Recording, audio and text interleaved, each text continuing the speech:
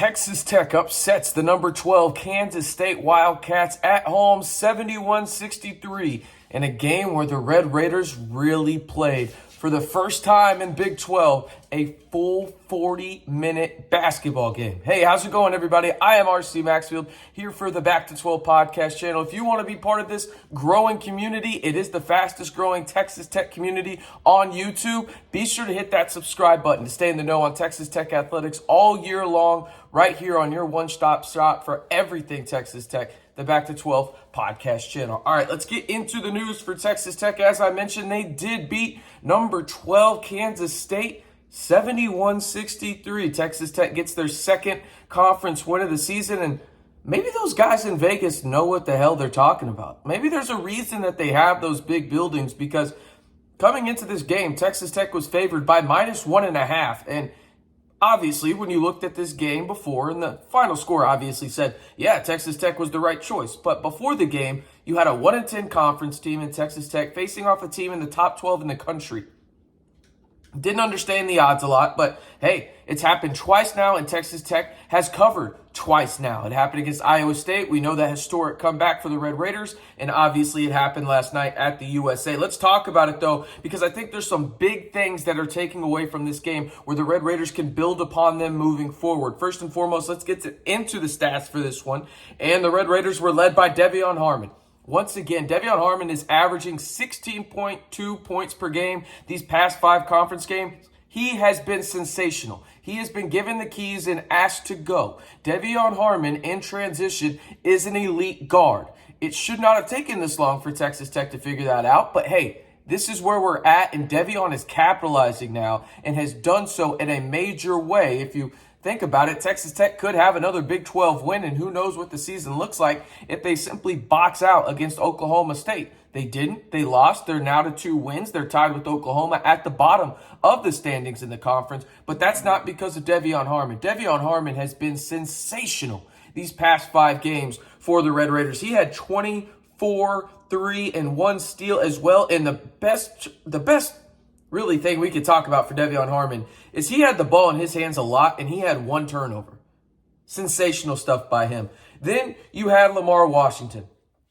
I thought Lamar Washington was awesome tonight off the bench. I thought he played phenomenal against De'Vion Harmon, and I love that pairing of De'Vion Harmon and Lamar Washington. I think it hides a lot of flaws for Lamar Washington on the ball handling side of it, and then it hides some of the flaws that De'Vion has defensively just because of his lack of size, right? So I think that's a really good card pairing, and Lamar performed really well. 13 points, he had 2 assists, 2 rebounds, 5 steals in this one. Now, he did have 4 turnovers, but I thought he played really, really well, calmed down. A lot of those turnovers came in the first 10 to 12 minutes of the game, but he really calmed down after that and really looked good with De'Vion Harmon.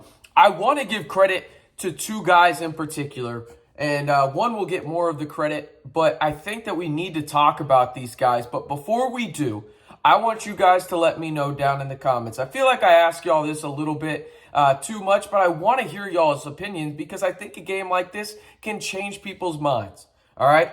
Texas Tech has 6 games remaining in the Big 12. How many do they win?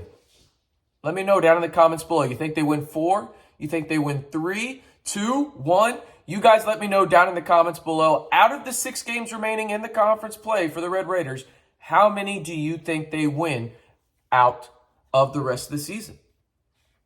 All right. 2 guys I really want to talk about, Robert Jennings and KJ Allen. And I know what you guys are going to say. RC, what are you talking about? Like, their stats, they only played 13 minutes each. It can't be too crazy. Yes, I think that those 2 guys arguably played in the most important stretch of this basketball game for Texas Tech. Let me lay the scenario out for you.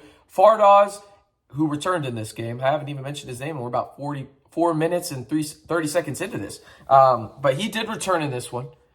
Kevin Obanor, him and Fardaws both had 4 fouls with about 14 minutes left in this game. You had to bring in Robert Jennings and you had to bring in KJ Allen. And they absolutely played the most critical stretch of this game because it couldn't have gotten away with you, right? Because K-State, they got some really good bigs on their team.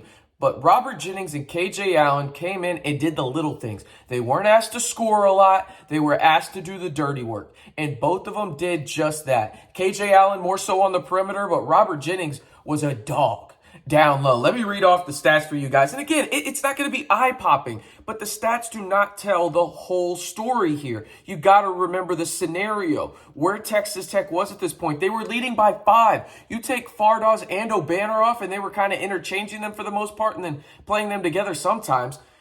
But you don't have either of those guys. You got to rely on 2 guys that for the most part don't have a lot of experience against the top 12 team in the country.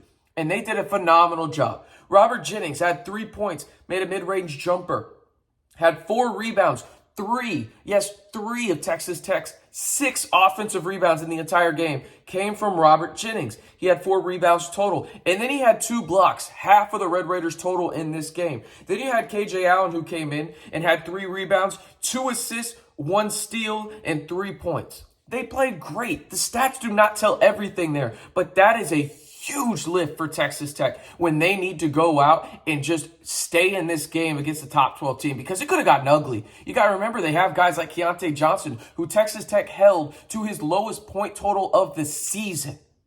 9 points. This is the first time all year Keyonte Johnson, who will be an all Big 12 first team player this year, was held to less than 10 points. The Red Raiders did that. Also, guard play on the defensive end was phenomenal. Markquis Nowell shot 1 of 10 from 3, 5 of 19 from the field, had 18 points, but had 7 turnovers. This is where Lamar Washington came in key. This is where Elijah Fisher, who got his first career collegiate start, came in key for the Red Raiders. They were throwing size at these guys, and I think that that's where Texas Tech can benefit moving forward. And this game plan that they have against Kansas State, I think can be translated to Texas, who they play on Monday. Now, does that mean they're going to beat the Longhorns? No. But Marcus Carr is the lead guard for the Longhorns.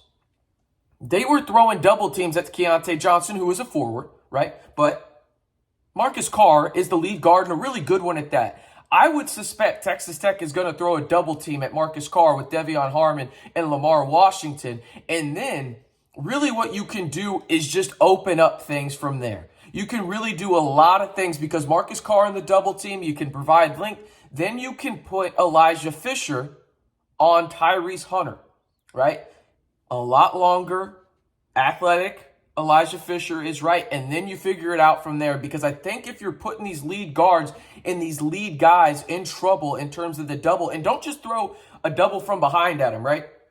They were throwing doubles right in the face of Keyonte Johnson, from the side of Keyonte Johnson. They were wrapping around and then getting a double on Keyonte Johnson, right? Like, they were doing a great job. I suspect Texas Tech can do that against Marcus Carr. Now, will they have the same level of success? TBD. But I really liked what the Texas Tech defense did tonight, because they realized, all right, Keyonte Johnson is a really, really good basketball player. He goes, and that makes K-State go, right? And they limited Keyonte Johnson, and they really suffocated him on the defensive end and really just got him out of this game. He was a non-factor for a lot of this game, and he put all the pressure on Markquis Nowell to put up some bad shots, and he just couldn't make a shot tonight. 1 of 10 from 3. This guy's shooting 40% from 3 on the year, very close to it, and is one of the best guards in the Big 12. Don't be surprised if he's an all Big 12 guard, right? Probably third team, but he'll probably be on there. He had 7 turnovers. Just a masterclass job by Texas Tech at throwing doubles at opportunistic times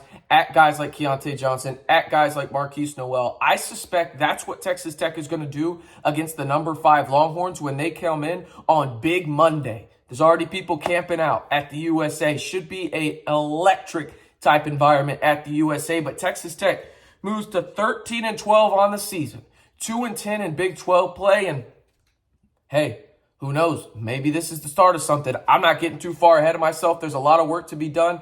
I know it, you know it, but most importantly, the guys in that locker room know it. The coaches know it as well. And I'm very interested to see how they respond after this big win against Kansas State, against another top 15 opponent, and this time in the number 5 Texas Longhorns. One more time, if you haven't already, join the fastest growing Texas Tech YouTube community right now. Hit that subscribe button and stay in the know on Texas Tech news, rumors, all year long, right here on your one-stop shop for everything Texas Tech. Of course, I'm talking about the Back to 12 podcast channel.